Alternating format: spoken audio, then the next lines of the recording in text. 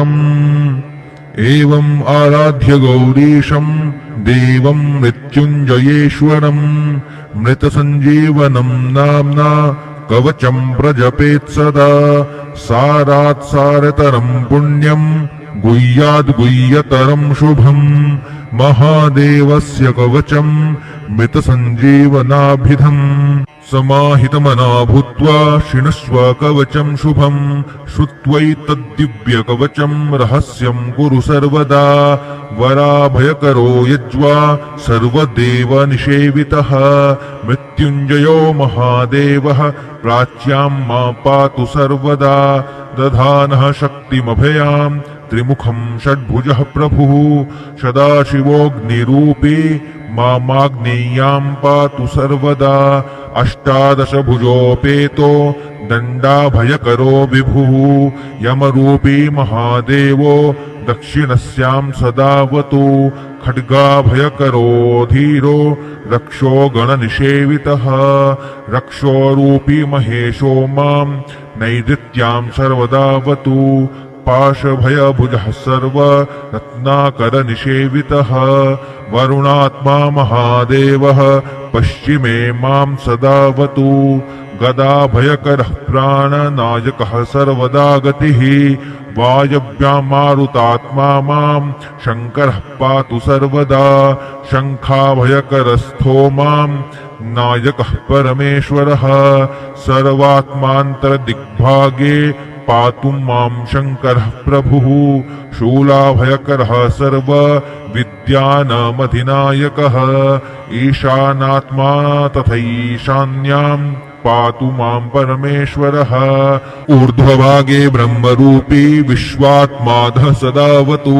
शिरो मे शङ्करः पातु ललाटम् चन्द्रशेखरः भ्रूमध्यम् सर्वलोकेशस्त्रिनेत्रो लोचनेवतु भ्रूयुग्मम् गिरिशः पातु कर्णो पातु महेश्वरः नासिकाम् मे महादेव ओष्ठौ पातु वृषध्वजः जिह्वाम् मे दक्षिणामूर्तिर्दन्तान् मे गिरिशोऽवतु मृत्युञ्जयो मुखम् पातु कण्ठम् मे नागभूषणः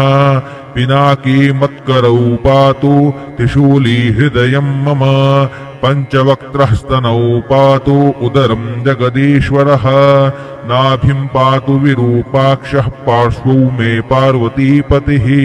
कटिद्वयम् गिरिशो मे पृष्ठम् मे प्रमथाधिपः गुह्यम् गुह्येश्वरः पातु ममोरु पातु भैरवः जानुनी मे जगद्धर्ता जङ्घे मे जगदम्बिका पादौ मे सततम् पातु लोकवन्द्यः सदाशिवः गिरिशः पातु मे भार्याम् भवः पातु सुतान् मम मृत्युञ्जयो ममायुष्यम् चित्तम् मे गणनायकः सर्वाङ्गम् मे सदा पातु कालकालः सदाशिवः एतत्ते कवचम् पुण्यम् देवतानाम् च दुर्लभम् मृतसञ्जीवनम् नाम्ना महादेवेन कीर्तितम् सहस्रावर्तनम् चास्य पुरश्चरणमीरितम् यः पठेत् शृणुयान् नित्यम् श्रावयेत सुसमाहितः सकालमृत्युम् निर्जित्य सदायुष्यम् समुश्रुते